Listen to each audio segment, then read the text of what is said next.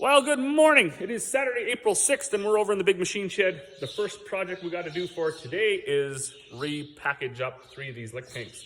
There's a lady coming this afternoon to pick them up. And then I haven't put out any footage over the last week, and that's because we were actually quite busy, and what we were doing I needed 2 hands for, so I didn't have I didn't have the time to hold the phone. I didn't want to set the phone up. And that's just it. So anyway, Saturday, this is just going to be a recap video of what we did throughout the week.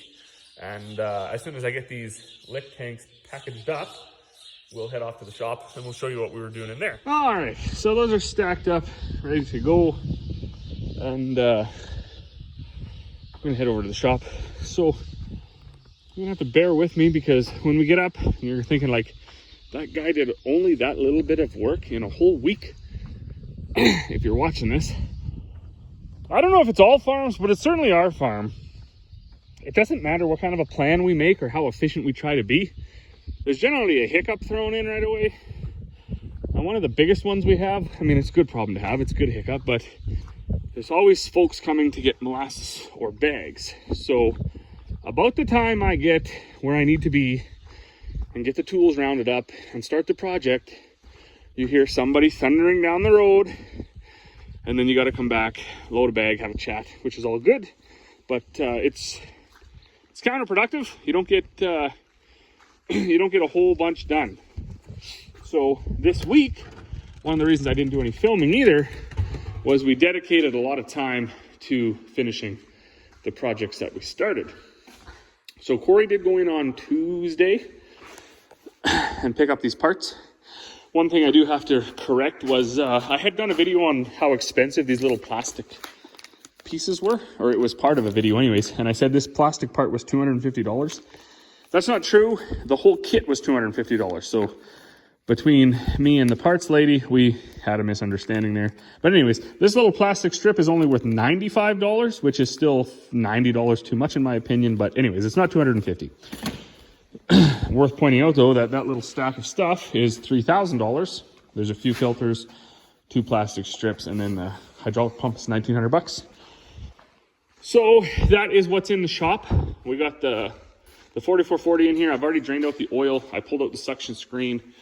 This is not metal. It's just, I'm assuming, dirt or whatever from plugging in dirty hydraulic fittings, which I guess a guy shouldn't do. I should probably get plugs for these, but I don't have them. And we are normally, we have a grease rag, so we do normally clean it up before we plug stuff in. But hey, this tractor's what, 35, 40 years old. So if it wants to have a little bit of dirt in the oil, I guess that's fine. So it's all drained out. We got to, I'm going to flush it because I got some flack there on a video about flushing things. So we are going to flush it out. Going to change that filter as well. And then I'm going to change the pump. Hopefully it fixes the problem. If that all doesn't fix the problem, which is a real possibility it won't, then we're going to have to get some assistance from a John Deere tech, do some testing. There's some valves and things in there that it could be. But that was inside the shop project. I think it was, I don't know, it was maybe Sunday night or Monday night, beginning of the week when I washed that up really good. And then parked it in here so it could drip dry. We were supposed to get some rain and stuff that never came. So I like to have a project like that ready in the shop. So if I'm doing some outside work and it starts to we get an April storm or whatever, which we had yesterday. It snowed, not yesterday, the day before, I guess, Thursday night and into Friday it snowed. If we get a storm like that, you can just quickly hop inside and work on that for a little while. But the big one was more of a beautification project, much like this greenhouse was a year ago when we peeled off all the crappy polycarb or whatever it was on there, some like white sheeting that was just junk, and then we put this, I don't know what it's called, Corey knows what it's called, a UV protected see-through, and then put tin around it. But that was last year. I don't know why. I guess I was walking by it. So Dad, he's been busy. He's been cleaning wheat. Now we don't run a large capacity cleaner, so for about the last 3 days he's been cleaning, I don't know, he might get 600 bushels a day or something done. But he finished the first variety we're going to grow, and then he switched on to a variety we've been growing for 3 years. And he just said, like, that it was such nice seed that he wanted to just keep cleaning it. So the germ was good, 98%. It was easy to clean, didn't have a lot of foreign material in it, no weed seeds, or not very many weed seeds, not a lot of unthrashed kernels.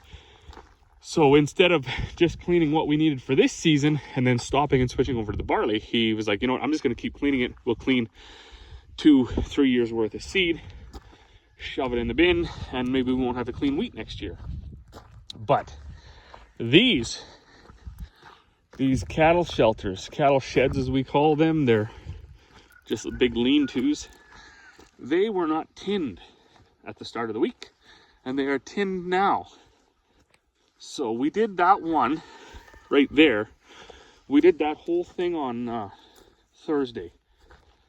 And this one over here was a Tuesday, Wednesday project, because Monday we spent all day cleaning them out, which was insane in itself, because we had and not just us, but the previous owners of this place, in fact, the old boys that built these lean-tos, they had them full of effectively garbage. So it's just kind of goofy the way things go on a farm, where you have all your garbage under cover, and then things like your grain trucks parked outside, because our grain trucks would fit in here, at least our body job grain trucks. So anyways, we got all that stuff cleaned out. There was a bunch of stuff over here, cultivator shovels, like buckets of shovels and barrels and fuel tanks and things like that. That's all cleaned out there now. There's some stuff over here yet, fertilizer spreader, there's that windrower for a rock picker, tires. They got to get moved, and we're going to move them over to that side. So from here over is going to be storage, and I even moved that red grain truck. That was amazing too. But 5 years ago, Dad and I redid that engine and just backed it up here, because we kind of did it just for fun in the shop one winter. And so it's been sitting there for 5 years. I went down and I got a crappy old battery off the bench from the shop. I brought it up, I stuck the battery in there, and it fired right up. 5-year-old fuel and everything. So I don't know so much if it's a fuel issue or a new engine / fuel issue, because them old engines seem to be able to burn this junk just as good as they ever did. But anyways, so if I say from there over is going to be storage. We do have quite a bit of miscellaneous trinkets that we should keep under a roof. Lumber, steel, all that sort of stuff, cultivator shovels. There's all sorts of miscellaneous stuff down there. This side over here, we're going to clean that out yet. Some of that barbed wire's got to go in the dump. There's a bunch of fence posts that we did salvage. That was like full of old fence posts. We just kind of threw them all away because they were rotten and everything. They were just stacked in there for whatever reason. But this part is going to end up being a shelter for animals, and then this whole side is going to be shelter for animals, probably with the exception of these two right here. This one and this one, we'll put grain trucks in there, and